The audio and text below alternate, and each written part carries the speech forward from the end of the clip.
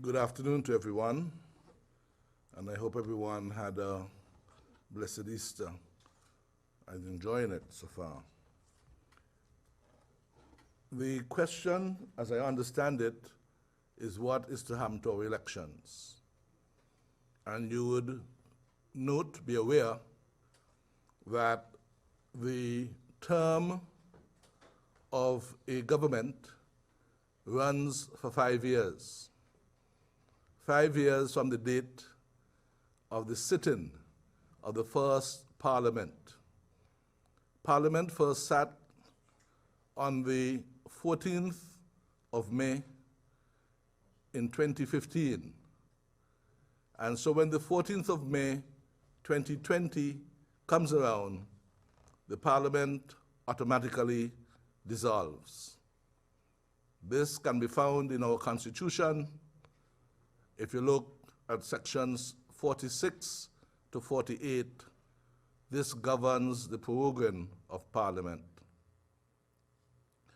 The Constitution also states that there are some 90 days after that time that the elections should be called. So it gives constitutional underpinning to the calling of elections up to August the 10th, August the 14th of this year. But we are in a state of emergency. And what does that mean? It means that because of this global pandemic, it means that because we in St. Kitts and Nevis are threatened with the health of our citizens, we have asked His Excellency, the Governor General, to impose the suspension of certain of our rights to allow our public health officials to carry out this fight against this pandemic. And to date, we feel very proud that we have been able, for the most part, to restrain the explosion of this pandemic in St. Kitts and Nevis.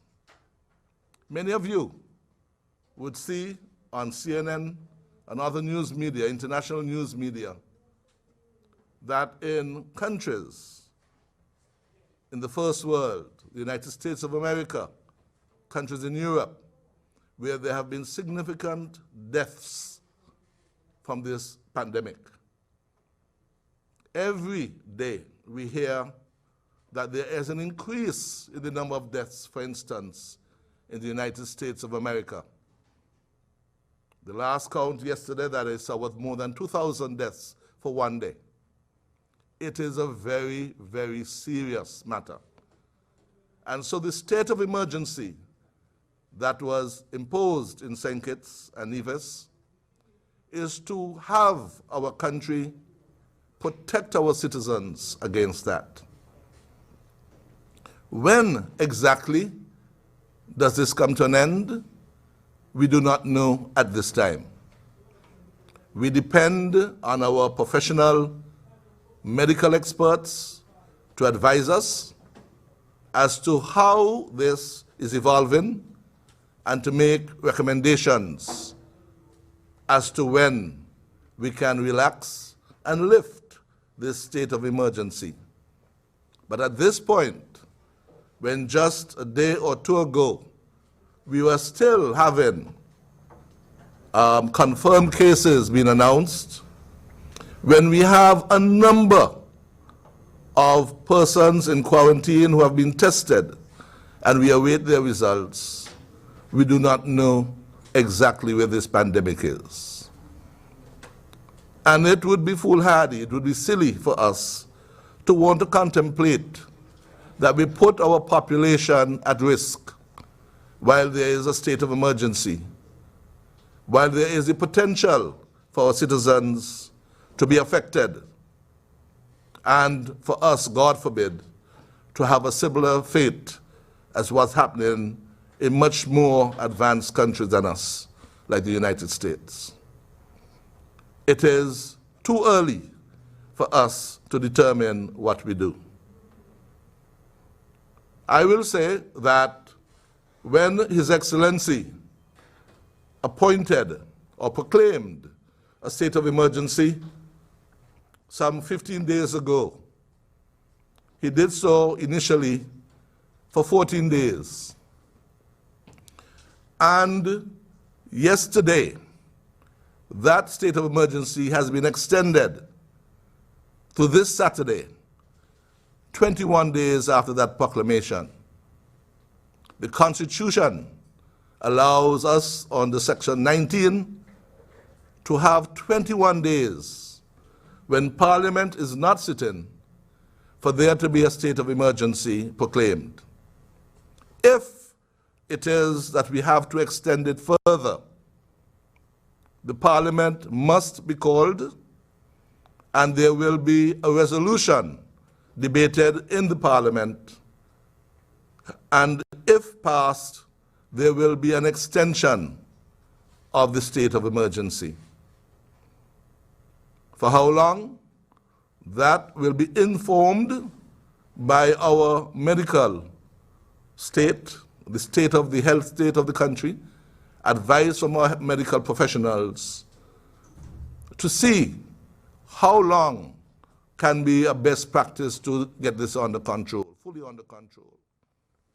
It means that during the next couple of days, you will hear, on the advice of our medical fraternity, whether it is necessary to extend the state of emergency. You will hear that if that is so, that the Parliament must be called in an emergency setting. Normally, Parliament requires 7 days notice to be called, but we are in a state of emergency. It's an emergency situation, and under such conditions, Parliament can be called at short notice. When Parliament is called, a resolution debated will determine for how long, if necessary, a state of emergency will continue. I want to just mention one other thing at this point, if I may, and that is, under the Constitution, which is our supreme law, as I said, Section 19 of the Constitution, the Governor General proclaimed a state of emergency. And in our laws, Chapter 19.02 of our laws, there is the Emergency Powers Act. First brought into law in 1967. It has been amended twice since then. But this act gives the state certain powers under the Constitution. Under Section 5 of that act, it allows the Governor General to proclaim emergency powers regulations.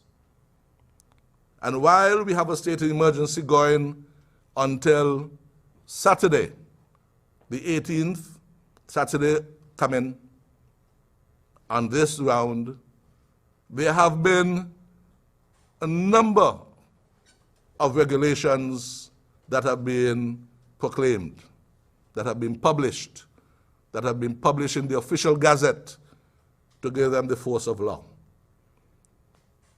We have done so under Statutory Rules and Orders, SRO number 7, number 9, number 10, and currently SRO number 12.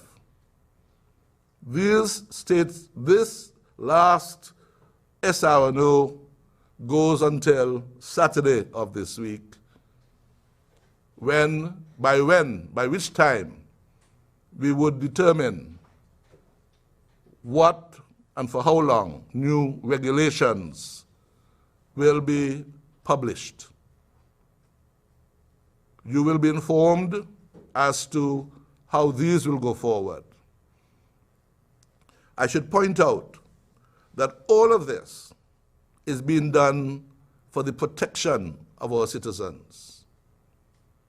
Our Constitution gives us the power, that is the Governor General, if he is reasonably concerned about the national security, public order, and in our case, public health.